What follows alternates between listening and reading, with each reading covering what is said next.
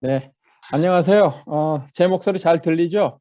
네, 저는 호남신학대학에서 조직신학 가르치고 있는 신재식 교수라고 합니다. 어, 오늘부터 3주간에 이어진 세계교회 이해하는 강의 시리즈를 여러분과 함께 하게 되는데요. 이거 하게 된 맥락을 간단히 짧게 설명을 드리려고 합니다. 저희 교단 신학교 안에서요. 세계교회를 이해하고 에큐메니칼 선교하고 목회에 관심 갖는 음, 교수님들이 한꺼번에 모여서요. 이런 교육을 학교 커리큘럼에서 다루지 못한 것들을 우리가 다뤄줄 수 있는 그런 과정을 운영해보자 해서요. 오이코스 여름학교, 겨울학교 이렇게 해서 10년을 했습니다. 코로나 이후에 모이질 못해서 2년간 중단되었고요. 10년을 마치고 다시 새로운 시즌2를 시작하면서 올해 한번 직접 보지는 못하지만 온라인으로 함께 보는 기회를 갖고 또 듣지 못한 세계교회 얘기를 듣자고 시작한 겁니다. 그래서 오늘 쿠바 선교사로 오래 계셨던 우리 김성기 목사님 모시고 그리고 다음 주, 그 다음 주까지 다른 선교사님들 현지에서 모시고 얘기 듣는 시간 갖겠습니다. 반갑습니다. 네, 좋은 시간 되기 바랍니다. 최유진 교수님. 네, 감사합니다. 안녕하세요. 감사합니다. 호남신학대학교에서 조직신학 가르치고 있는 최유진입니다. 잠시 오늘 강사 김성기 목사님을 소개해드리겠습니다. 제 친한 친구기도 하고요. 그 다음에 제가 존경하는 선교사님이십니다. 장신대 기교과 졸업하셨고요. 그 다음에 신대원 졸업하시고 쿠바 개혁신학대학원 또는 개신교신학대학원에서 신학 석사를 하셨습니다. 2006년부터 2020년까지 쿠바에 계속 총회 파송 쿠바 선교사님으로 계시다가 2021년부터 우리 한국에 돌아오셔서 삼가리 교회 위임 목사로 섬기고 계십니다. 오늘 강의하실 때 잘 들어주시고요. 나오실 때 환영의 박수로 맞아주시면 감사하겠습니다.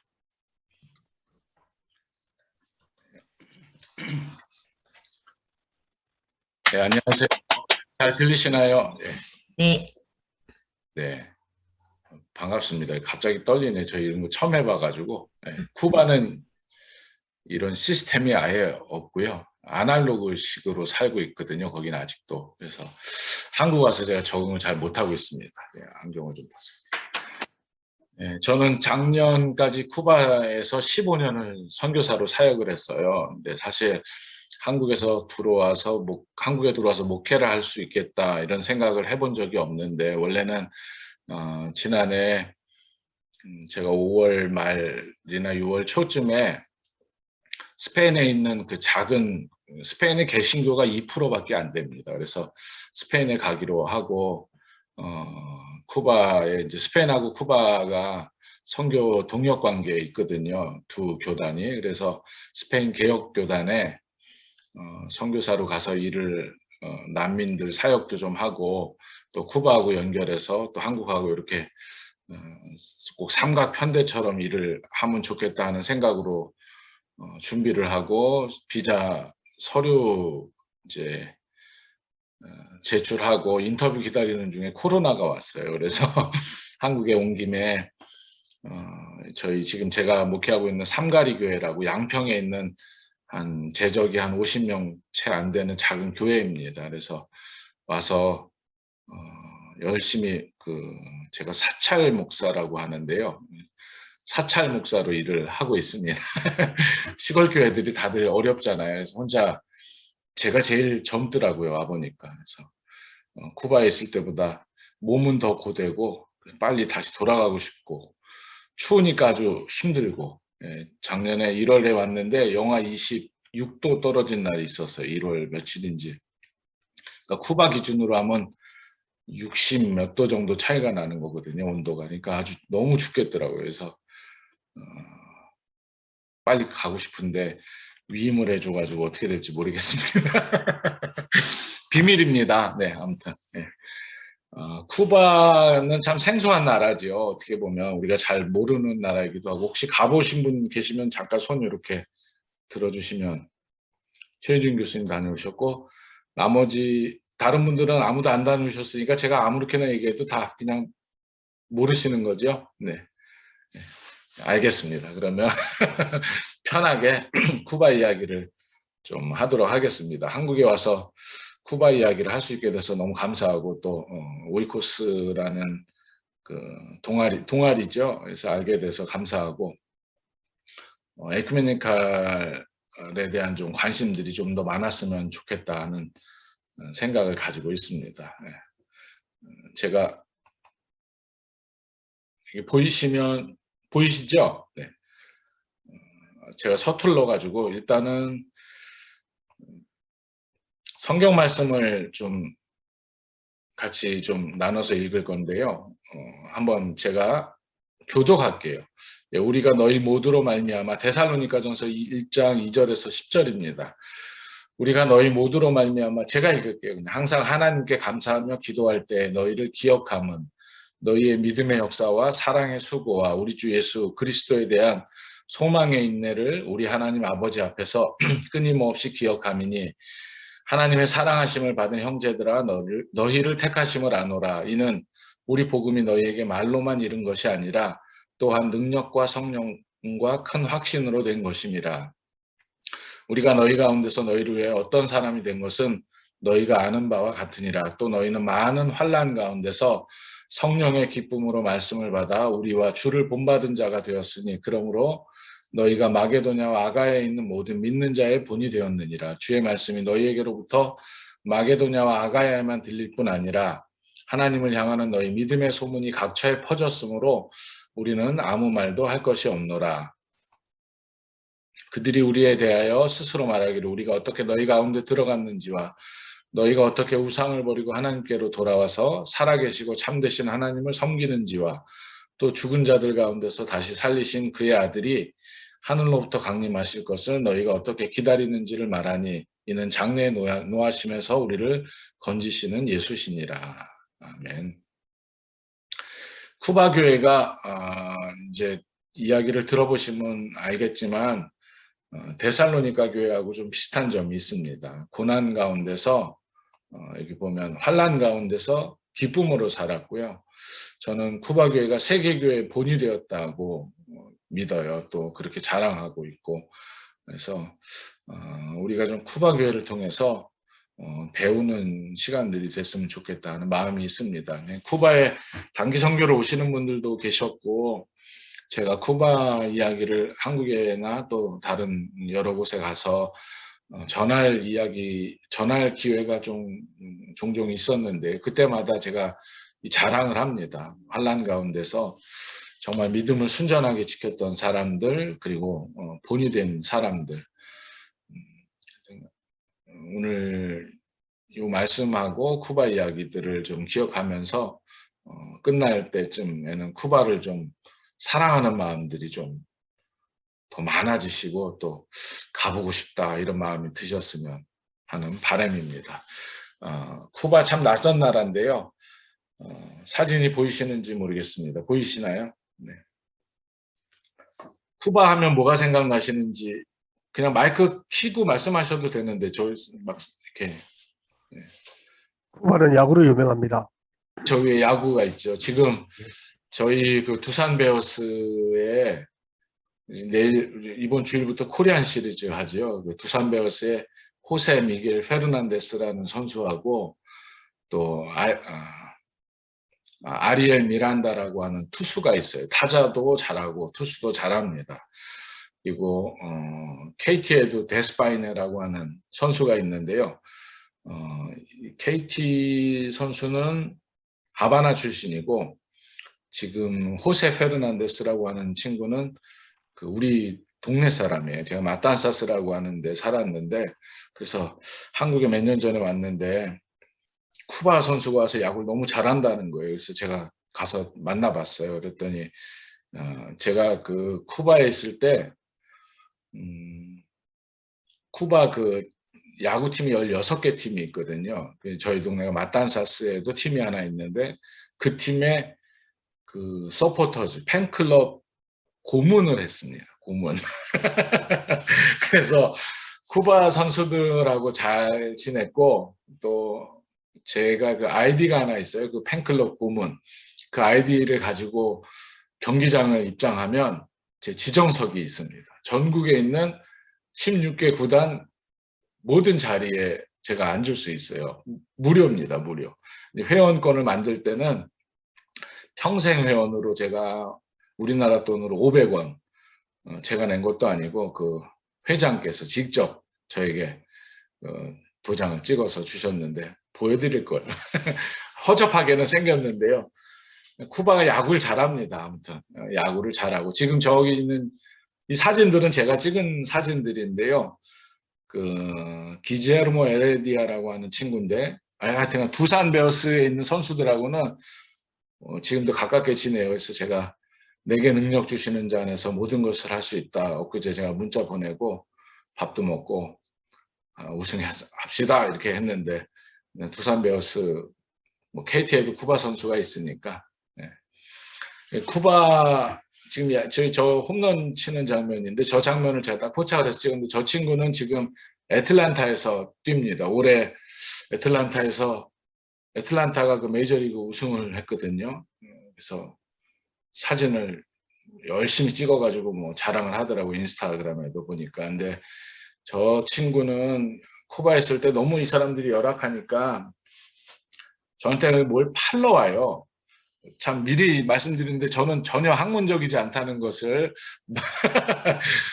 뭘 팔러 오는데 보면 어려우니까 야구 장갑, 유니폼 이런 거 팔러 오거든요. 근데 저 친구도 이제 쿠바에 있을 때는 어려워서 저한테 이제 제가 밥도 많이 사주고 서포터즈 고문이니까 그 정도는 해야 되잖아요. 그래서 선수들 저 먹으라고 그 교인들이나 뭐 선교팀 와서 홍삼 같은 거 주면 선수들 주고 또 비시즌에는 연습할 때 뭐 먹을 것들 많지 않으니까 제가 햄버거 마차로 80개 뭐 100개씩 이렇게 보내가지고 열심히 공을 들였는데 메이저리그가 갔어요. 그래서 우승했는데 기대하기는 표현이 좀 그래서 그렇지만 이것들이 언젠가 은혜를 갚겠지 그러고 있습니다. 그래서 메이저리그도 가서 구경할 날이 오지 않을까. 연봉도 많이 받는데 갚겠지요. 네. 하여튼 야구를 잘합니다. 우리가 일반적으로 아는 이야기를 하는 거예요. 그 다음에 밑에 보시면은 음악을 잘해요. 사실 우리가 아는 재즈부터 시작해서 수많은 음악들이 쿠바가 오리진입니다. 예를 들면 만보의 황제라는 분이 계세요. 50년대, 60년대 이제 그분이 쿠바 저희 마탄사스 고향이세요. 그래서 베레스프라도라고 하는데 만보 넘버 5, 1, 2, 3, 4, 4 뭐 이런 거 있어요. 뭐 제가 다는 못 부르지만 만보가 저희 동네에서 나왔어요. 그 다음에 차차차, 살사, 그 다음에 룸바 이런 음악들이 다 쿠바에서 나왔습니다. 그리고 우리가 사용하고 있는 요즘 뭐 젊은 사람들도 많이 그 퍼커션이라고 그러죠. 타악기들 하는데 봉고를 비롯해서 젬베라고도 하고 요즘에 까혼이라고 하는데 까혼이라는 말이 스페인어로 상자라는 뜻이거든요. 그러니까 정사각형으로 생긴 나무 상자에다 가죽판을 대고 두드리는 악기가 있어요. 이것도 다 쿠바가 오리진이에요. 그러니까 이분들이 대부분 아프리카에서 건너오면서 죄송합니다. 그 가지고 온 그 악기들이죠. 쿠바가 흑인들이 많이 사는 건 아시잖아요. 그래서 원래 이 쿠바라는 나라는 이 인디오 말인데요. 쿠바나칸이라는 말에서 시작을 했어요. 그러니까 중심이라는 뜻입니다. 중심. 뭐 세계 중심으로 살려고 했던 것 아닌가 싶기도 하는데 하여튼 그런 이름을 가지고 있어요.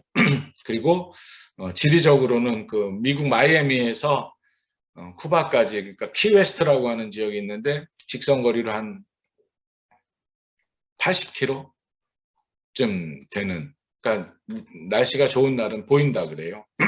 그리고 마이애미까지는 한 90마일 정도 쿠바 하바나에서 가면 그러니까 가까운 거리에 있습니다. 그 카리브해 그래서 우리가 캐러비안 베이라는 말 쓰잖아요. 그 카리브해의 중심에 있는 나라입니다. 그리고 전체 면적은 한 우리나라 남과 북을 합친 그러니까 한반도의 딱 절반 정도 크기거든요. 그러니까 우리가 남한이 한 97,000 제곱킬로 이렇게 되니까 우리보다 한 5분의 1 정도 큽니다. 남한보다는 한 11만 제곱킬로미터 정도 되는 섬이 한 3,000개쯤 되는 크고 작은 섬들, 섬나라입니다. 섬나라.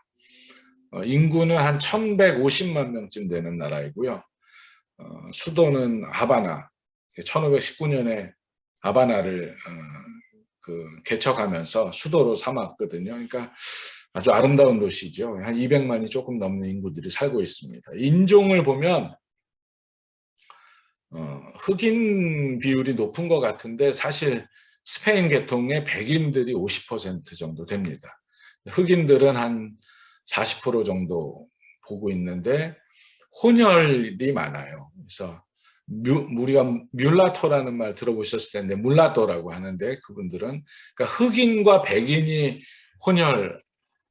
백인 혼혈을 물라토라고 그래요. 근데 대부분 백인들이 정치나 뭐 여러 가지 중심에 서 있고요. 흑인들은 이제 문화 혹은 체육 뭐 이런 예술 계통에서 일을 많이 하죠. 근데 저도 이제 쿠바 영주권을 가지고 살았는데 영주권에 그 피부색을 명시하게 돼 있어요. 그래서 제가 이제 이민청에 가서 만드는데 그 스페인어로 블랑코가 이제 백인 흰색이라는 뜻이거든요. 저를 블랑코라고 써놓은 거예요. 그래서 제가 나는 황인종이다 아시안이고 그랬더니 이 정도면 하얗다고 백인이래요. 그러니까 그래서 제가 쿠바에서는 백인으로 살다 왔습니다. 대부분의 그 흑인 노예가 노예들로 잡혀온 사람들이 그 이제 흑인 인구를 구성을 했는데 쿠바가 흑인 무역, 그러니까 노예 무역을 하는 중심지 중에 한 군데였어요. 그래서 대부분 잡아왔다는 표현을 써서 좀 그렇지만 쿠바 사람들은 스스로를 자기네가 니그로라고 이야기해요. 다른 사람한테 표현하면서. 그러니까 제가 그걸 왜 그러는가 좀 살펴봤더니 차별이 없어서 그런 것 같아요. 차별이 없으니까 쉽게 표현할 수 있거든요. 저한테도 눈 맨날 찢어졌다 그러고 뭐 그래도 이제 그 기분이 안 나쁘는 거예요. 그리고 저한테 찌니또라고 불렀는데 중국 놈이라는 뜻이거든요. 그러니까 스페인어를 또 이렇게 부르는 경우가 있는데 그거는 좀 귀엽게 부르는 겁니다. 제가 귀엽게 생기진 않았어도 찌니또라고 그랬어요. 그러니까 저희 아들 친구들이 뭐 한 초등학교 3학년, 4학년 되는데 제가 지나가면 저보고 찌니또라고 뭐 새끼들 제가 막 그렇게 부르면 안 된다고 말을 했는데 그러니까 차별이 없기 때문에 본인 스스로를 그냥 나는 흑인 이런 말을 편하게 할 수 있는 그래서 제가 그냥 흑인이라는 말을 좀 서스럼 없이 쓰는 거 좀 양해를 부탁드립니다. 그래서 부족 단위로 잡아왔기 때문에 이분들이 자기들 문화와 종교 이런 것들을 유지를 많이 할 수 있었어요. 그래서 여러 가지 종교가 혼합되어 있는 곳이긴 한데 가톨릭이 많은 것으로 우리가 생각을 하는데요.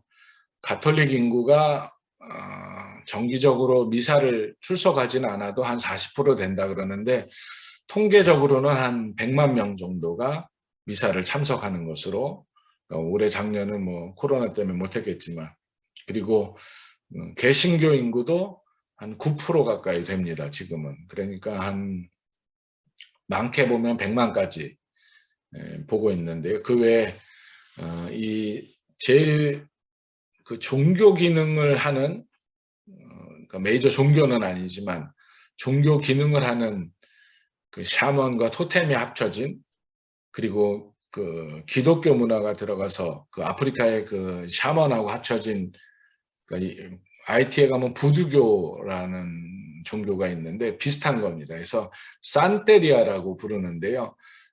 흑인들은 길흉 화복을 늘 점을 치기도 하고 쿠바 사람들은 흑인뿐만 아니라 그 삶의 전반적인 분야에 다 전반적으로 이 산테리아에 대한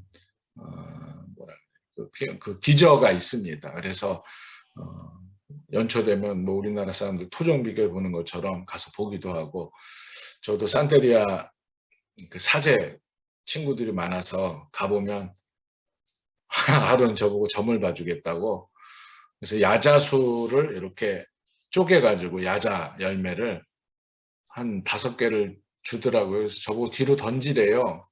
보면 안 된대. 뭐 운이 달아난대나 어쩐대나.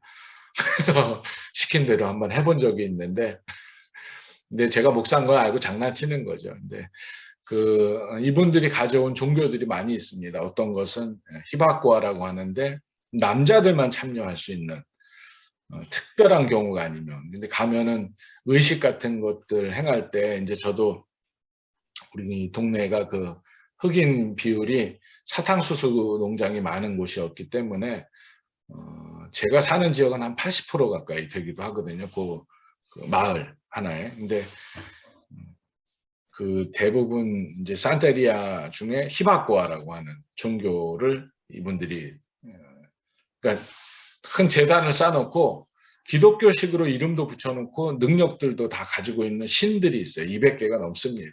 근데 그 포텐셜이라고 그러는데 영어로 포텐셜이라고 생각하시면 돼요. 그것을 각각 다 가지고 집에 모시는 사람들이 있어요. 근데 이제 회당처럼 이분들이 다 모여서 특별한 절기 혹은 장례가 있을 때 주로 모이는데, 한 일주일 정도를 럼주가 원체 유명하거든요. 그러니까 럼을 그냥 엄청 먹으면서 그 앞에 제단에 제물을 바쳐요.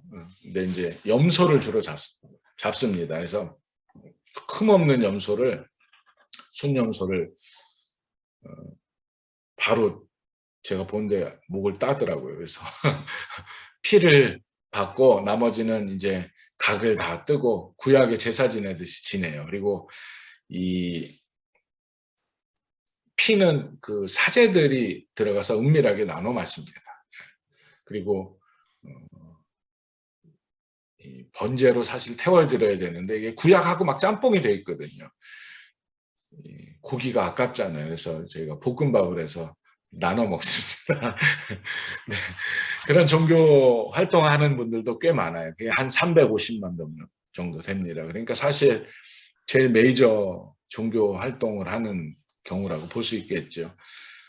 쿠바의 개요가 보통 그런데, 근데 사실 쿠바는 그것 말고도 여러 가지 유명한 것들이 있죠. 이렇게 아름다운 해변, 너무 예쁜 해변이 있고, 또 이렇게 올드카, 그러니까 50년대, 60년대 차들이 지금도 굴러다니거든요. 50%는 이 차들이 다 예전에 미국 사람들 타던 차들인데, 뭐 지금까지 고쳐서, 그러니까 이 차를 열어보면 오리지널로 이제 엔진을 가지고 있는 분들은 많지 않거든요. 현대, 도요타로 다 대부분 바꾸긴 했는데, 어떻게 해서 이렇게 차를 50년, 60년, 70년을 쓸 수 있는, 제가 제일 오래된 차를 본 건 찝차인데요. 문이 안 달리기는 했지만 저희 동네 다닙니다. 이게 1924년도 산 찝차도 있었거든요. 그러니까 이 올드카들이 다니는 이유가 있습니다. 보면 엔진이고 뭐고 간단해요. 너무 단순해서 누구든 다 메카닉이 될 수 있는 거예요. 근데 저는 안 되긴 했는데, 단순하니까 차도 오래 사는가 보다, 그런 생각을 한번 해봤어요. 그 다음에 또 쿠바 하면 우리가 유명한 분이 있죠. 체게바라라고 하는 분. 이분은 원래 아르헨티나 의사지요. 부에노스아이레스 대학을 나온.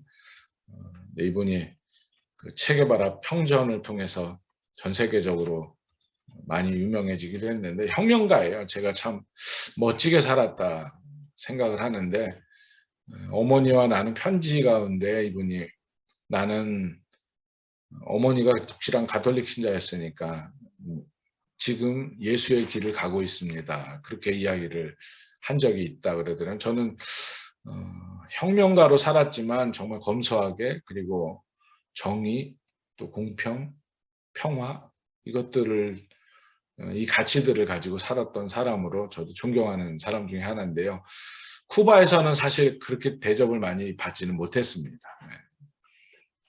그 혁명 이후에 여러 가지 뭐 정치적인 문제들도 있었고, 피델 카스트로하고 조금 피델이 가지고 있던 그 생각에 대해서 조금 반대하는 의견을 내기도 했던 사람이기도 하고, 아무튼 멋있는 분이죠. 그다음에 저렇게 올드 하바나의 그림을 대성당인데요. 그 앞에 있는 광장인데 아주 오래된 도시입니다. 색깔이 너무 아름다운 곳이고, 아주 그냥 정말 원색을 가지고 칠을 많이 해놓거든요. 그러니까 쿠바는 날씨가 원체 습해서 2년에 한 번씩은 칠을 해야 돼요. 저희 학교도 보면 2년에 한 번씩 칠을 하고 했는데, 그러니까 아름다운 도시입니다. 아름다운 사람들도 있고. 쿠바는 아까 조금 전에 설명드렸고요. 이거는 이분이 이제 쿠바 현대사를 이끌어왔던 두 분이죠. 왼쪽에 요 분이 이제 피델 카스트로, 그다음에 옆에 동생 라울 카스트로인데 2017년에 돌아가셨어요. 이제 91살인가? 이분이 26년생이니까. 돌아가신 날 기점으로 9일장을 치렀거든요. 쿠바가. 제가 사진에 오늘 못 넣었는데, 이분이 혁명을, 지도를 보시면 여기에 배가 도착을 해요. 지금 제 커서가 보이나요? 네. 여기서부터 도착해가지고 이렇게 거꾸로 올라오는 거거든요. 쿠바 혁명이. 멕시코에서 배를 타고 81명이 여기 도착을 합니다. 근데 81명이 배를 타고 왔는데, 첫날 지나고 20명이 살아남아요. 이 20명이 요 혁명, 이 쿠바는 이 동쪽이 산악지대입니다. 한 2000m 되는 높은 산들도 있고, 여기서부터 게릴라전을 펼쳐서 1956년 12월 2일 날 도착을 했는데 59년 1월 1일, 그러니까 사실 여기 산타클라라고 하는 지역이 있는데 이 지역에서 58년 12월 28일 날 혁명 전쟁이 끝나거든요. 사실 놀라운 일이죠. 20명 되는 젊은, 나이가 그때 피델 카스트로 나이가 33입니다. 라울 카스트로는 5살 차이니까 28이죠. 20대 중반, 30대 초반의 젊은 열혈 청년들이 혁명을 한 거예요. 그래서 여기까지 이렇게 올라갔던 그 길을 거꾸로 이분이 이제 돌아가셨을 때는 내려왔어요. 근데 저희 동네도 지나갔는데 평가는 아주 분명해요. 혁명의 공이 있었다. 그리고 욕심이 없었다.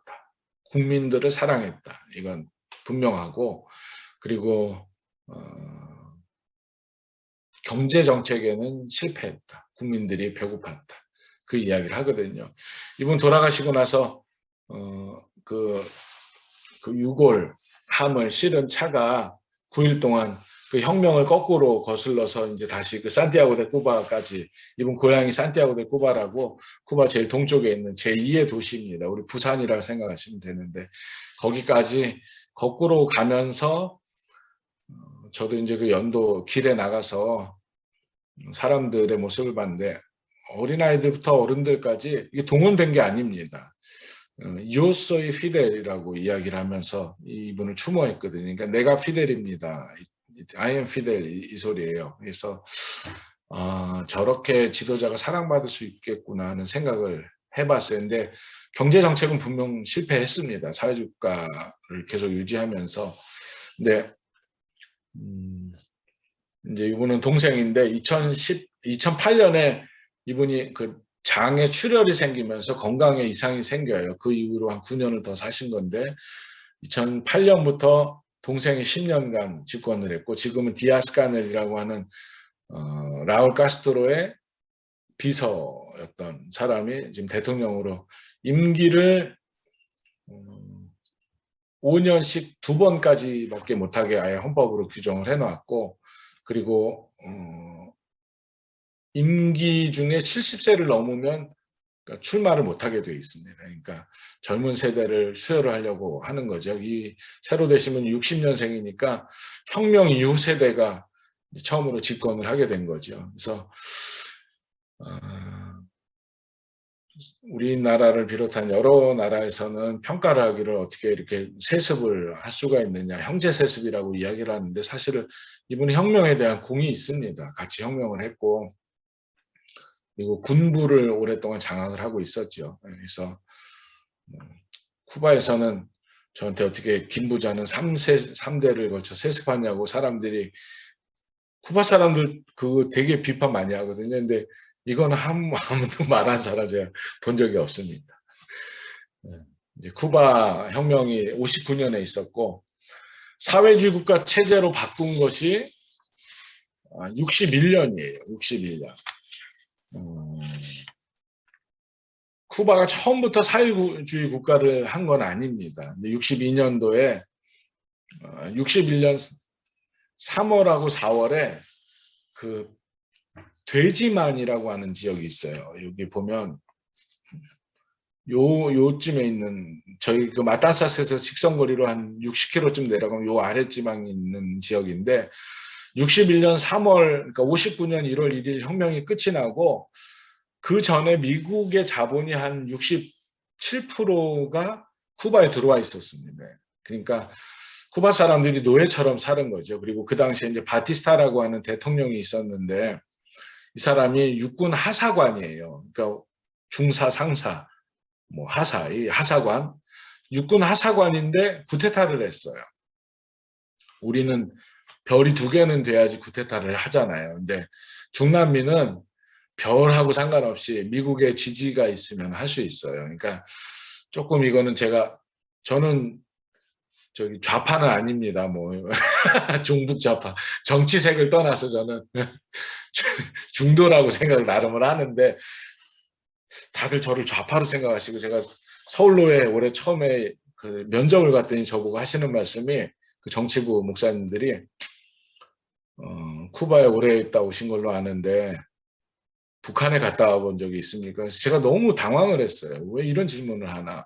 그 다음에 2번째 질문이 오래 계셨다 와서 혹시 물 들어오지 않으셨을까 걱정돼서 그렇다 그래서 화가 이만큼 났는데 제가 정치부 면접은 통과해야 되니까 참았거든요. 제가 그래도 여러분들이 말하는 빨갱이 나라에서 선교하다 온 사람입니다. 그리고 말았는데요. 쿠바는 우리나라 사회주의하고 북한 사회주의하고 같이 생각하시면 안 됩니다. 쿠바 사람들은 스스로를 명랑한 사회주의자라고 그래요. 91년 이후에 헌법을 바꾸면서 막스 레닌 이 말을 다 뺐습니다. 그리고 쿠바의 국부인 호세 마르티가 가지고 있던 정치 철학 혹은 이런 것들을 계승한 사회주의라고 이야기를 합니다. 이 사람들은 스스로가. 근데 59년도 1월 1일 날 이제 혁명이 다 끝이 나고 하바나로 이제 입성을 하게 되면서 사실 아까 체게바라 보여드렸지만 이분들을 비롯한 그러니까 젊은 혁명 세대들이 전 세계 한 30여 국을 방문을 해요.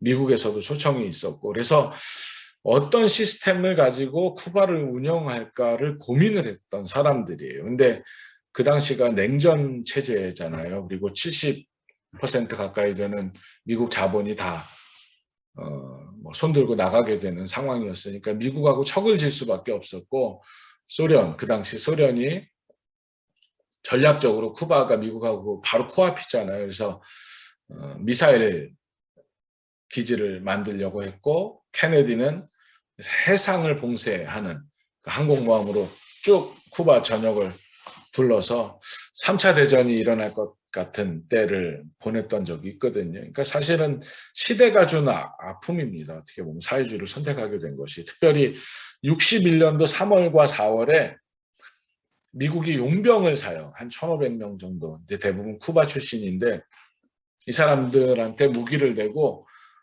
하바나 인근하고 여기 쿠바 그 히론이라는 말이 여기가 이제 플라야 꼬치노라고도 하고 히론이라고 하는데 돼지란 뜻입니다. 그러니까 돼지만 요 작은 만에 침공을 하거든요. 피그만이라고 하죠. 피그만 전투에서 요게 끝난 다음에 61년 4월에 쿠바 그때 이제 피델 카스트로가 연단에서 연설을 하면서 우리의 쿠바 혁명은 사회주의 혁명에 기초한다라고 선언을 합니다. 그러면서 사회주의 국가를 선택하게 된 거예요. 그러니까 저는 그때 미국이 혹시 좀 더 놔뒀으면, 좀 지켜봤으면 하는 아쉬움이 있죠. 근데 그것과 동시에 그냥 실험하는 의미로 쿠바가 그들만의 사회주의 국가를 해가면서 어떻게 살아남을 수 있는지, 너무 대안을 주지 않았던 것에 대한 아쉬움, 이런 것들이 있긴 있습니다. 아무튼 2008년부터 요거는 제가 전에 해놨던 거라.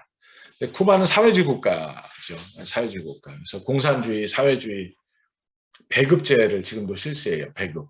저도 배급표가 있었거든요. 그래서 배급표가 저희 식구들까지 처음에 있을 때는 4명. 그러니까 우리 제가 그런 걸 가져올 거. 요만한 종이 쪽이에요. 종이 쪽지인데 쭉 리스트가 있어요. 이제 여기 배급소에 가면 있는 그 칠판입니다. 저 위에 보면 배급판이라는 뜻이고요. 아로스라는 게 있는데 쌀. 공짜는 아니에요, 배급이. 여기 가격이 있어요. 0.25. 그 다음에 1인당 5파운드씩 가지고 갈 수 있다는 거고, 요거는 이제 무게 단위예요. 리브라라는 게 파운드거든요. 460g쯤 됩니다. 아수카르, 설탕 배급이 나오는 거예요.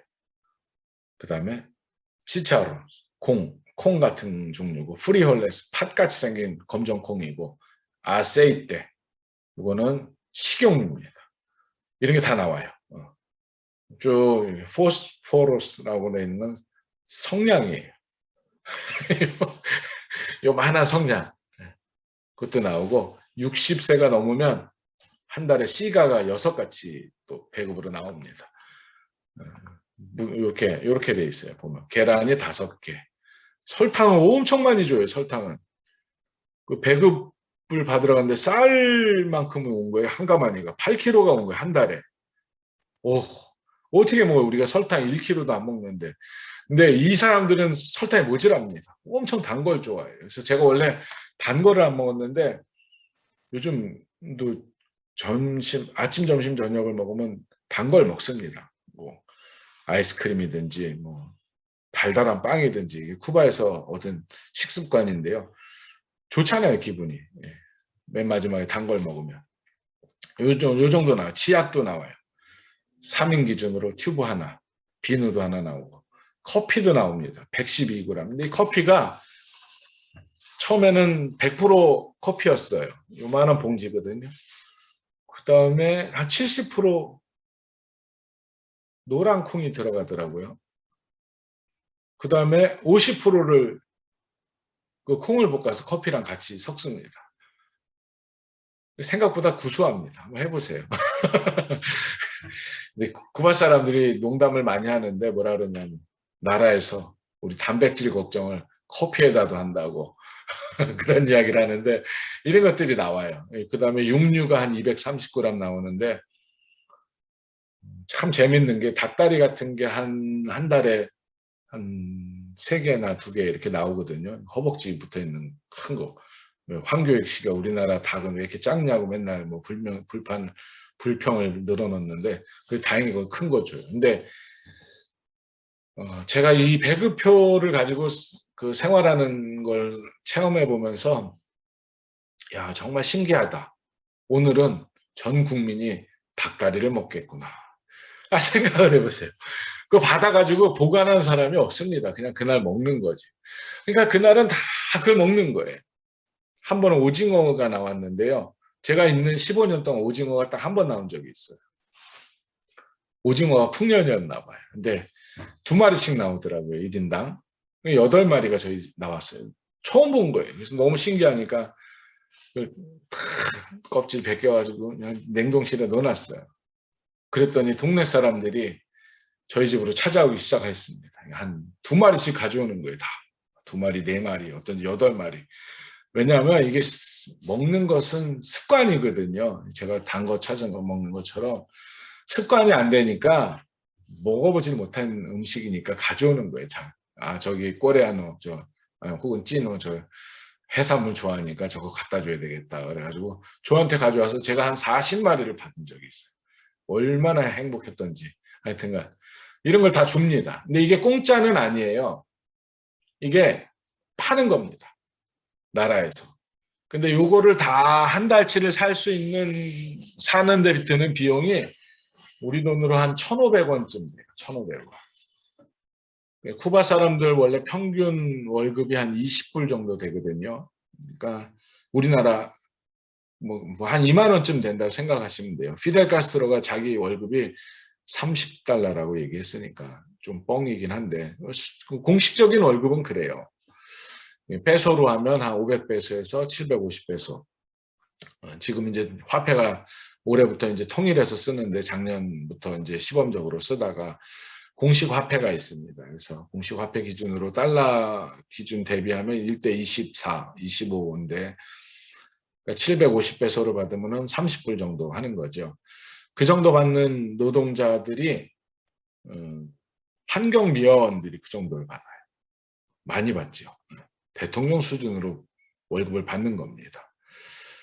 그리고 보통 의사들 월급은 한 500페소에서 700페소 사이니까 환경미화원보다 작아요. 신기하죠. 이유가 있습니다.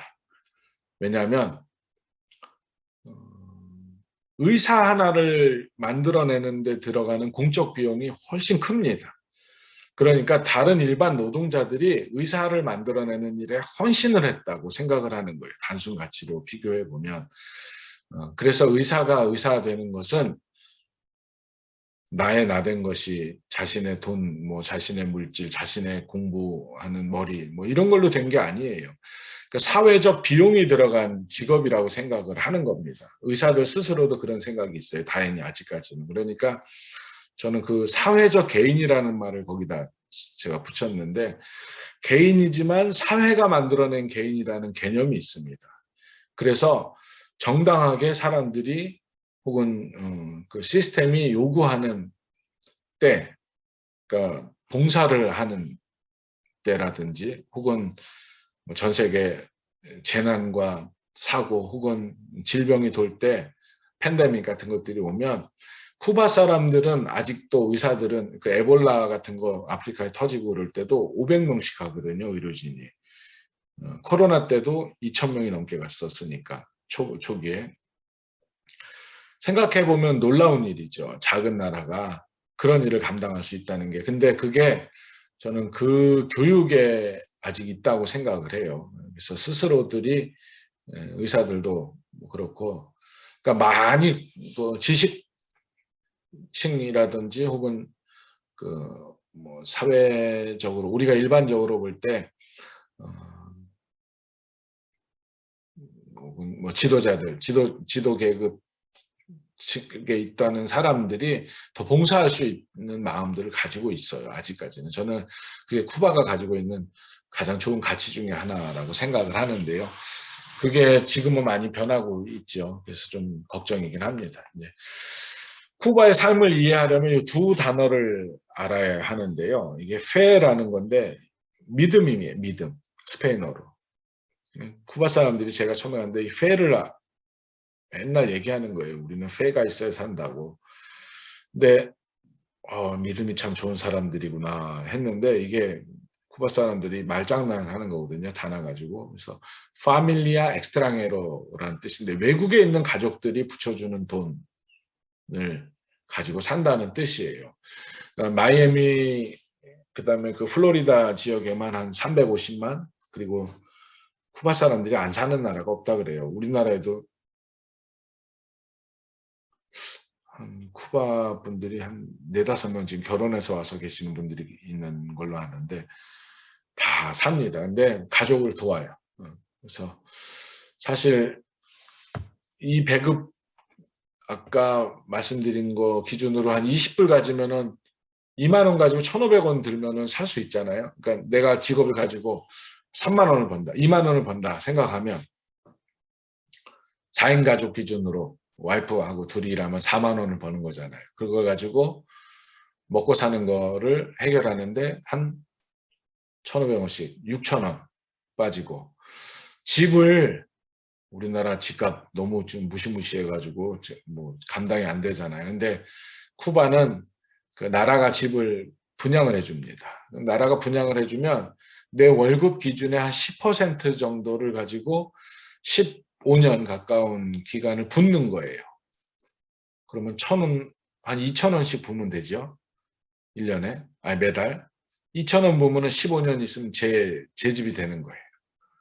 지금 2013년 기준으로 쿠바가 그 부동산하고, 그러니까 사회주의 국가이면서 좀 특별하게 사유재산을 인정했거든요. 사유재산이라는 개념은 이걸 가지고 내 마음대로 할 수 있다는 그 생각, 그 기준이 돼야 되는 거예요. 그러니까 집, 차, 이런 걸 내 거니까 내가 팔 수도 있고 살 수도 있고. 그걸 이제 허용을 했어요. 그전에 그게 안 됐습니다. 매매를. 이사는 됐어요, 이사. 그러니까 내가 하바나를 가서 살고 싶다. 그럼 내놓는 거예요. 그 벼룩시장 같은데, 혹은 라디오에 나와요. 나는 하바나에 있는 방 2개짜리 집을 찾습니다. 난 마탄사스에 살고 있는데 방 4개짜리. 그러면 뭐 대충 맞춰보면 맞을 것 같잖아요. 그럼 바꾸는 거예요. 근데 사실 이게 말이 안 되는 수준으로 바꾸는 경우도 있거든요. 그걸 하면 뒷돈을 주는 거죠. 그렇게 해서 이제 매매가 안 됐던 것들을 해소를 하긴 했는데 이제는 매매가 됩니다. 그러니까 15년 지나면 내 집을 팔 수 있는 거예요. 근데 1년에 한 뭐 25,000원씩 해봐야 30만 원 정도 주고 산 집인데 그게 지금은 뭐 억대가 되는 집들도 있죠. 쿠바도 집 큰 집들은 하바나도 뭐 몇십만 불씩 합니다. 몇 억씩 넘죠. 우리 그 일반적인 그 자본주의 시스템으로는 이해가 안 되는 거죠. 그래서 살 수 있을 것 같은데 못 살아요. 실제 물가가 너무 비쌉니다. 여기에 있는 게 지금 계란이 5개인데요. 계란이 배급이 5개 나옵니다. 한 달에. 근데 저처럼 계란 라면에다 꼭 넣어서 먹고 2개씩 넣어서 먹고 뭐 이런 사람들 얼마나 모자란지 몰라요. 그 까맣게 혹시 썩은 거 가끔 튀어나오면 뭐 미치는 거죠. 그러니까 계란을 우리나라 돈으로 기준하면 이게 배급소에 가서 사면 3원이에요. 3원. 근데 이걸 바깥에서 살려면 10원은 줘요. 아니 100원을 줘야 됩니다. 33배 정도. 그러니까 여기 있는 값에 30배 이상을 줘야지 살 수 있어요. 이거 가지고 한 달 못 삽니다. 커피 112g이면요. 2번 타 먹으면 끝이에요. 쌀도 그렇고. 치약 뭐 아껴 쓰면 3개 가지고 쓸 수 있을까 모르겠는데 하여튼간 모자라요. 돼지고기도 사 먹어야 되고. 물가가 상당히 비쌉니다. 그래서 외국에서 붙여주는 돈이 한 100불, 200불만 있으면 넉넉하게 살 수 있는 거죠. 그러니까 돈이 없으니까 돈을 만들어내야 되는데 영어로 이게 인벤션이거든요. 인벤타르라 그러는데 발명을 하는 거예요. 발명가입니다. 다 쿠바 사람들. 돈을 발명해내요. 그러니까 여러 가지 그 재화를 만들어내는 일을 다 인벤타르라고 합니다. 인벤타르. 그러니까 배급소에서 좀 돌려서 팔기도 하고 뭐 호텔에서 일하는 사람들은 그러니까 내가 일하는 거에 기준으로 택시기사들 월급이 10불밖에 안 되니까 화나지요. 사실은. 나라가 다 먹냐 뭐 이런 얘기도 하고 그러니까 공산의 개념이 아직 있는 거죠. 근데 이제 이 시스템 점점 무너지고 있어요. 그래서 인벤타를 나름대로 합니다. 그리고 자영업자들이 2013년 기준으로 자영업이 한 178개 종목에서 허용이 돼가지고 30만 개 이상의 가게들이 생겼어요. 조그만 소규모. 저 친구도 하루는 갔더니 자기 철물점을 열었다고 그래서 와달라 그래서 갔더니 우리가 생각하는 철물점이 아니고 요만한 그 성경 그 신방 가면 상 있잖아요. 상. 그만한 사이즈의 밥상 위에다 파이프, 뭐 붓, 페인트 칠하는 붓, 뭐 이런 거 몇 개 놓고 철물점을 열었다고 제가 하도 기가 막혀가지고. 근데 그 남의 집 거실에서 장사를 하는 거예요. 그 메인 스트리트에 가면 집을 가지고 있는 사람들이 그래서 먹고 살기 시작했어요. 부동산을 임대를 해주는 겁니다. 그러면 하루에 한 3불 정도면 임대를 할 수 있어요. 책상 하나를. 그러니까 거실에 책상이 5개씩 들어가 있거든요. 그러니까 위치 좋은, 목 좋은 데 있는 사람들은 가만히 앉아서 하루에 15불씩 버는 거더라고요. 우리 시스템을 많이 금방 뭐 머리가 돌아갑니다. 돈 벌어 사니까. 하여튼 그래. 그리고 요 두 가지 단어가 쿠바 먹고 사는 문제를 해결하는 데 필요한 단어예요. 통제는 지금도 여전히 하고 있고, 그다음에 혁명 수호위원회라는 게 있습니다. Comité de Defensa de la Revolución. 그래서 레볼루션을 디펜스하는 커미티예요. 커미티. 그러니까 혁명을 수호하는 위원회인데 우리 통반 개념이라고 생각하시면 되는데 반장이 있는 거예요. 그러니까 쿠바는 바둑판처럼 이렇게 딱딱 돼 있습니다. 지역이.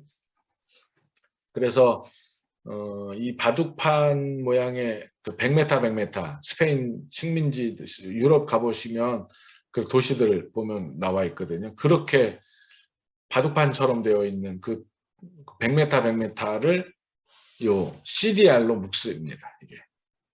이게 61년도에 생겼는데 혁명을 수호하기 위한. 사실은 거기서 가장 기본적인 그 권리들, 생존권하고 복지, 또 교육에 대한 것들을 체크를 해줘요. 사실은 감시하는 기관이기도 합니다. 스스로가 자율적으로 감시를 하는 거예요. 그래서 저보고 여기 CDR 반장 나가면 될 거라고 동네 사람들이 그랬는데 남의 나라에 살면서 제가 그 공직을 할 수는 없고 그래서 하여튼 그런 기능을 하고 있습니다. 이게 9월 25일 9월 30일인가 제가 날짜를 정확히 이 혁명수호위원회가 있던 날인데 생긴 날이에요. 그 한 주간은 거리가 예쁘게 단장을 합니다. 그리고 그 종려나무, 대왕 야자나무, 그 종려나무 잎사귀가 생겼어요. 야자나무 잎사귀인데 그거를 길에다 쫙 깔아놔요. 그 다음에 비바 피델, 비바 쿠바 이게 만세 이 뜻이거든요. 그리고 막 길에다 페인팅해서 써놓습니다. 그래서 제가 처음 지나가다가 오늘 그 종려주일이 아닌데 왜 이렇게 쿠바에 왜 종려나무 가지가 많지? 했더니 그걸 기념하더라고요. 그래서 제가 좀 씁쓸하게 웃었던 적이 있는데 그리고 이렇게 큰 통에다가 이날은 고기를 삶아 먹습니다. 쿠바 음식 잡탕찌개 같은 게 있어요. 호박도 넣고 양파도 넣고 뭐 고기도 넣고 엄청 큰 가마솥 같은 거에 드럼통에다가 막 삶아서 동네 사람들 나눠 먹거든요. 이날은 신나는 거죠. 가서 저도 회비를 내요. 회비. 우리 돈을 150원. 1년에 한 번 거들어오는데 제가 회비 내고 회비 냈으면 사실 선거권 피선거권이 있는 건데 왜 안 했을까? 하여튼간 그냥 우스개로 제가 말씀드렸습니다. 이렇게 살아요. 이렇게 쿠바 사람들 보면.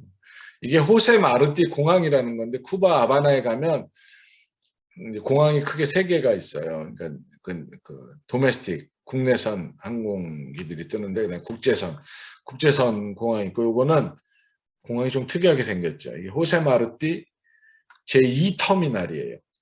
미국에서 오는 비행기들이 여기 씁니다. 가면 이상가족 상봉하는 데 같아. 매년 몇십 년 만에 가족이 와서 울기도 하고 또 이 길로 통해서 가면서 못 볼 것을 생각하면서 울기도 하고 그러니까 어떻게 보면 좀 아픔의 상징이라고 할 수 있죠. 이렇게 보면 이건 지금 안 다니는 버스인데 카멜 버스라고 해요. 낙타등 같이 생겼다. 이렇게 이제 잡화점 같은데 이렇게 조그만 것들 내놓고 팔기도 하고 요만한 테이블에다 이렇게 이거 지금 돼지고기 팔고 있잖아요. 돼지고기하고 사탕 조금하고 이게 자영업자입니다. 정육점이죠, 나라. 이제 돼지 머리 이걸 삶아 먹는 거예요. 이제 그날 노는 걸 좋아해 이렇게 그 뭐지 체스 같은 거 하고 이건 이제 시장 요거는 이제 장터에 가면 이렇게 이제 노점상들이 있습니다. 이건 우리 요 뒤에 있는 애가 지금 저희 애가 지금 25살인데 학교 다녔을 때예요. 얘 태권도복 입고 그날 한국적인 걸 보여줘야 된다고 갔는데 저희 아이가 거기 3학년, 4학년 다녔는데 4학년 올라갈 때 아이들이 어린이 공산당원이 됩니다. 그래서 그 호세마르띠 클럽에 가입을 하는 건데 그게 어린이 공산당원이라 생각하시면 돼요. 근데 여기서 공부를 하다가 4학년 때 제가 좀 쇼킹한 일이 있어서 아이를 학교를 옮겼어요. 코스타리카로 옮겼다가 과테말라의 선교사 자녀학교로 옮겼는데 어느 날 아이가 학교 갔다 오더니 아빠 숙제 있는데 그래서 뭐냐 그랬더니 허수아비를 만들어 오랬대요. 그래서 학교가 거기는 농사를 짓습니다. 우리는 학교에 텃밭이 없잖아요. 쿠바는 유치원부터 대학교까지 다 밭이 있어요. 그래서 아이들이 손에 흙을 묻히기도 하고 그 자연이 주는 감사 혹은 그 우리 입에 들어가기까지의 그 먹거리들의 그냥 올라오는 게 아니다 이거죠. 감사함을 배울 수 있는 노동을 배울 수 있는 기간으로 삼기도 하거든요. 방학이 되면 아이들이 한 달씩 그 농촌 체험하러 가야 되기도 하고. 그래서 그 허수아비를 거기다 놓으려 그러나 제가 생각을 했는데 무슨 허수아비 그랬더니 부시 대통령 허수아비를 만들어 오라 그랬다는 거예요. 조지 부시가 그때 대통령이었는데 왜 부시가 새를 쫓는다냐 내가 그랬더니 내일 화형식을 한다니 제가 충격을 받아가지고 왜 그랬더니 쿠바는 우리는 예전에 어렸을 때 지금 뭐 애국조회가 있는지 몰라도 뭐 교장 선생님이 딱 강단에 올라가가지고 옛날 개그맨이 했잖아요. 사랑하는 온곡 온곡 온곡 뭐 이렇게 그것처럼 애국조회를 해요. 금요일마다. 그러면 세레모니를 합니다. 반별로 돌아가면서 그러면 그 시간에 좀 상징적인 활동들을 해야 되는데 얘네 저희 아이 담임선생님이 심하게 오바를 하신 거죠. 그날. 이게 밤마다 돌아오면서 하니까 경쟁이 되는 거예요. 그래서 이제 애가 지금 유치원 애들이거든요. 얘네는. 이게 지금 군복을 입혀가지고 애를. 네? 그래서 제가 너무 충격을 받아가지고 학교를 찾아갔어요. 선생님 진짜로 숙제를 내줬냐 했더니 내줬다. 내일 태우냐 했더니 내일 태운대. 그래서 나도 부시를 아주 극혐하지만 예? 싫어하지만 이게 아이들이 할 일은 아닌 것 같다고 내일은 학교를 안 보내겠습니다. 그랬더니 한국 사람이니까 이해한다고 보내지 말라 그래서 제가 그날 처음으로 애들 교과서를 제가 좀 가져다 국어 교과서죠. 문학 살펴봤어요. 근데 스토리가 아이들이 배워야 할 것들이 물론 갖춰져 있는데 그 숨겨진 교육 과정이죠. 히든 커리큘럼 속에 사회주의 국가를 배우는 게 아니고 어떻게 보면 한 개인에 대한 충성 이런 것들을 아이들이 배울 수 있는 내용들이 있는 거예요. 그러니까 예를 들면 이런 겁니다. 오늘 쿠바 교회 이야기를 해야 되는데 계속 쿠바 얘기 하여튼 교회 얘기도 합니다. 좀만 기다려 주세요. 네. 아이들이 이런 내용이에요. 피델 카스트로가 혁명 동지들과 함께 야구 경기를 하게 되었습니다. 시엔푸에고스라고 하는 사람이 상대편 투수였는데 야구 경기장에 나가봤더니 피델과 같은 유니폼을 입고 나왔습니다. 사람들이 묻습니다. 왜 너는 피델과 같은 팀의 유니폼을 입고 나왔느냐? 시엔푸에고가 대답합니다. 비록 야구공이지만 피델을 향해서 던질 수는 없어. 얼마나 아름다운 이야기입니까? 아이들이 듣기에는. 그러나 제가 그걸 보면서 우리 아이들이 여기서 공부하면 안 되겠구나 해서 이제 총회에다 청원서를 냈어요. 그래서 제가 기러기 생활을 좀 오래 했습니다. 덕분에. 네. 그립지는 않습니다. 네. 그 시절이. 그래서 이제 아이들한테 제가 단속을 했어요. 학교 가면 무슨 일이 있었는지를 얘기를 해라. 저도 이 아이들이 아직 자기 스스로가 뭔가를 결정할 나이가 아니잖아요. 얘는 3학년, 4학년 유치원 아이들인데. 그래서 제가 이제 그때부터 좀 학교를 자주 가고 이야기를 했는데 어느 날 가봤더니 저희 둘째가 그때 유치원 다녔는데 이렇게 있고 부시 대통령 사진을 결국 밟으면서 길에다 깔아놨더라고요. 그걸 이렇게 사진을 들고 무에르테 무에르테 무에르테 이렇게 했는데 죽어라 죽어라 죽어라 이 소리예요 그게. 그래서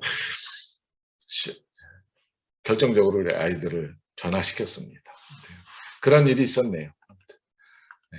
쿠바 사람들도 결혼도 하고 이 아저씨가 무슨 일을 하느냐면 라이터 돌 갈아주는 아저씨예요. 수입이 괜찮아요. 그래서 그 다음에 가스 채워주고 이발소, 미장원, 우리 동네 제일 잘 나가는 미용실이네요. 뭐 사람 사는 데는 다 비슷해요. 사람 사는 데는 다 비슷한데 사진 보니까 그립네요. 쿠바 또 가고 싶고 빨리 가야죠. 네. 쿠바 아까 종교를 대충 말씀드렸는데 지금 개신교 인구가 한 100만 명이라 그랬는데 2002년 기준으로는 30만 명 정도였어요. 쿠바 교회가 사회주의 국가임에도 불구하고 교회가 있습니다. 저도 선교사로 제가 쿠바에 있던 작년까지 있었던 제가 있기 한 마지막 한 6년 전까지 6년 사이에는 유일한 개신교 선교사였거든요. 그러니까 오피셜하게 있는 그러니까 쿠바 종교국에서 비자를 줘서 있었던 선교사입니다. 네. 이제 없어졌죠. 지금은 개신교 선교사가 아무도 없어요. 그러니까 가톨릭은 한 300명쯤 있어요. 바티칸도 들어와 있고 신부님들도 많이 계시고 수녀님들도 많이 계시고 한국 수녀님도 한 번 계셨고 하루는 이요한 신부님이라는 분이 오셨다고 누가 연락을 해서 멕시코에 있는 분들 통해서 알게 돼가지고 전화를 했어요. 제가 물어서 저 가톨릭 있는 몇 분들 이제 동원해가지고 전화를 했죠. 그래서 한국말로 안녕하세요. 저는 마탄사스에 사는 김성기 목사라고 합니다. 아, 예, 목사님 안녕하세요. 네, 반갑습니다. 한참 얘기했는데 이분이 근데 목사님 저는 멕시코 사람입니다. 그러는 거 한국말로. 예? 한국말 이렇게 잘하세요? 아, 제가 저기 평택에서 32년 동안 사목 활동하다 왔습니다. 그러시는 거예요. 한국 사람이 아니었어요. 근데 목사님 혹시 라면하고 김치 좀 있으면 좀 보내주세요. 네. 입맛이 한국 분이더라고요. 네. 하여튼간 가톨릭은 좀 있는데 개신교는 없어요. 쿠바 개신교 역사가 조금 특별합니다. 우리나라랑 좀 비슷한 게 있어요. 19세기 후반에 제일 처음에 이제 성공회 교단에 의해서 시작이 됐는데요. 18세기 초반에 이제 하바나를 비롯한 여러 쿠바를 점령하기 위해서 특별히 영국 군인들이 점령한 적이 있어요. 62년도에 그러니까 9개월 동안 하바나를 점령했습니다. 그다음에 나중에 프랑스하고 딜을 해가지고 스페인하고 딜을 해가지고 마이애미 이제 일부 지역을 주고 그리고 제가 무슨 얘기하다 그랬죠?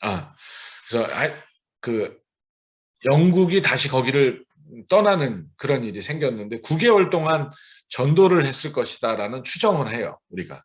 그런데 뭐 그걸 선교라고 할 수는 없고 1800년대 중반 이후로부터 쿠바 사람들이 미국에 많이 다니면서 장사도 하고 우리 옛날에 그 의주 상인들이 만주 왔다 갔다 하면서 복음을 받아들였잖아요. 비슷한 겁니다. 그리고 독립운동을 했거든요. 스페인으로부터 독립하기 위해서 독립운동들을 하면서 쫓겨났던 사람들이 많았습니다. 쿠바에서 망명을 가기도 하고. 근데 이분들 중에 1866년에 호아킨 빨마라고 하는 분이 그 쿠바 사람들 중심으로 뉴욕에 교회를 개척을 해요. 이게 쿠바 사람들이 모이는 첫 번 개신교입니다. 성공회 교단 교회이긴 하지만. 그래서 이제 이분들이 쿠바를 선교해야 되겠다는 마음을 먹고 저희 동네가 그 마탄사스가 우리나라로 치면 소래교회 같은 교회가 있어요. 솔레의 첫 교회가 생겼잖아요, 우리. 근데 이분들이 와서 거꾸로 와서 교회를 세운 겁니다. 저희 동네 교회가 있는데 피엘레스 아헤수스라고 하는 교회를 세워요. 이게 피엘레스가 신실하다는 뜻인데 그리스도께 예수께 신실한 교회 이름이 저는 참 좋은 이름이라고 생각하는데 그런 교회를 지어요. 그러니까 베드로 두아르테라고 하는 목사님이 짓습니다. 개척을 하는데 나무로 된 교회를 지어서 1885년도에 처음으로 그 교회가 생겨요. 근데 이분들이 이제 그 1885년도에 그 교회를 세우면서 고난을 엄청 당합니다. 그 당시까지 쿠바가 스페인 식민지였으니까 법으로 가톨릭 외에 종교 활동을 위해서 모이는 것을 금하게 돼 있었어요. 그래서 이분이 잡혀가기도 했고 그러니까 쿠바 독립운동가 중에도 한 명이거든요. 그러니까 혁명 이전에 스페인으로부터 독립을 하기 위해서. 그래서 이분들이 그 독립운동을 위해서 뛰었던 운동가들이면서 개신교 그러니까 성공의 사제죠. 성공의 신부님이셨던 분. 이분에 의해서 제일 처음으로 이제 개신교가 생기게 됐어요. 그 다음에 그 이후로 계속해서 장로교, 침례교, 감리교, 퀘이커 교단, 지금도 퀘이커 교단이 있어요, 쿠바에. 본격적으로 선교가 이루어집니다. 그러니까 자생적으로 교회가 생긴 게 우리나라 현대 개신교회사하고 비슷하죠. 현지인들로부터 교회가 먼저 이루어진 것, 외국인 선교사가 아니고 그 이후에 이제 선교사들이 들어오면서 학교 뭐 거의 비슷한 맥락이에요. 우리 와서 그 다음에 고아원, 병원 이런 것들도 운영하고 또 개신교회들 많이 세워나가게 되면서 61년도에 통계에 보면 교단이 24개, 그 다음에 845개 교회, 그 다음에 961개 선교지, 223명 외국인 선교사, 엄청 많았어요. 그 다음 교세가 26만 6천 명, 26만 5,644명이었거든요. 통계를 정확하게 보면. 그러니까 이게 61년 혁명 나자마자거든요. 그러니까 혁명이 처음 났을 때는 59년 1월 1일부터 62년도 요 사이에는 혁명 세력들하고 정부하고 개신교회가 프렌들리했습니다. 싸우지 않았어요. 그리고 혁명을 지원한 분들도 많았고 혁명운동에 참여했던 분들도 많았고 그러니까 26만 명 되는 교인들이 확 줄은 거예요.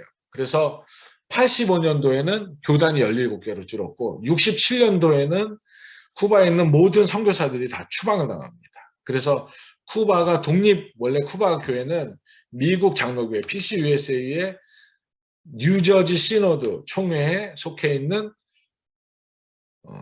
플로리다 시찰의 교회라고 생각하시면 돼요. 67년도에 처음으로 독립을 해서 동로회처럼 만들면서 안수를 주기 시작했는데 그때 받은 분 중에 오펠리아라고 하는 분이 계셔요. 여자 목사님인데 개신교 최초의 여자 목사이면서 라틴 아메리카에서 제일 오래된 여자 목사님이시죠. 이분이 WCC 공동의장도 지내셨는데 그러니까 61년도까지는 괜찮았어요. 근데 61년 이후 4월 이후에 이제 사회주의 국가로 체제를 전환하면서 쿠바 사람들이 두 가지 그 종교인들이 차별을 받습니다. 뭐 순교자들이 나오진 않았는데 직업을 선택하는데 차별을 받았거든요. 그러니까 특정한 직업군을 못 가지는 거예요. 의사, 변호사, 뭐 공무원, 엔지니어, 교수 이런 거 못 합니다.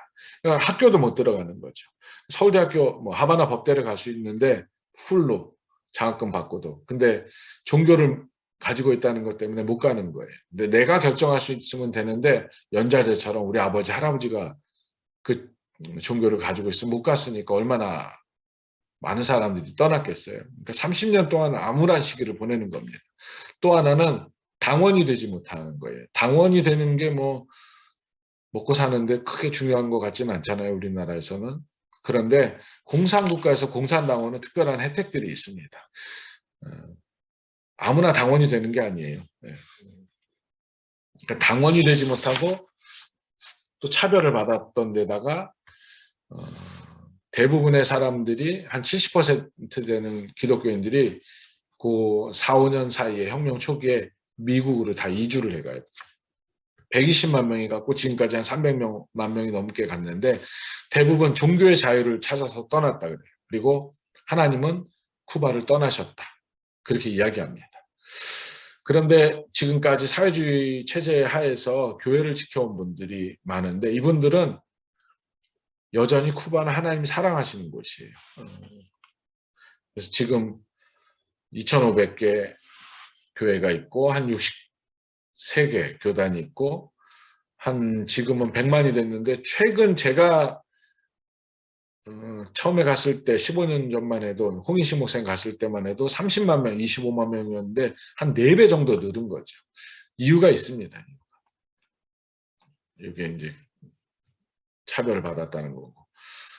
여기 도라 발렌틴 모랄레스 25년생 92년 세르히오 아르세 마르티네스 24년 태어나서 2015년에 돌아가셨는데 이게 이제 이분 두 분을 합장해서 저희가 모실 때 사진인데요. 요 분이 세르히오 아르세라는 분이에요. 요 분도 이제 한국에 오셨죠. 요 분도 오셨었고 레이네리오 아르세라고 저희 신학교 총장을 오래 하셨던 분이고 요 분은 목사님이에요. 딸인데 이분이 91세로 돌아가셨는데 61년도에 그 하바나 그러니까 프린스턴에서 박사과정 공부를 다 마치고 그 졸업시험도 다 봤어요. 논문도 해놓고 근데 갑자기 짐 싸서 가자는 거예요. 식구들 12살, 4살 사모님 쿠바로 옵니다. 30년 동안 이분들을 기다린 건 차별, 눈총, 가난 그런 거죠.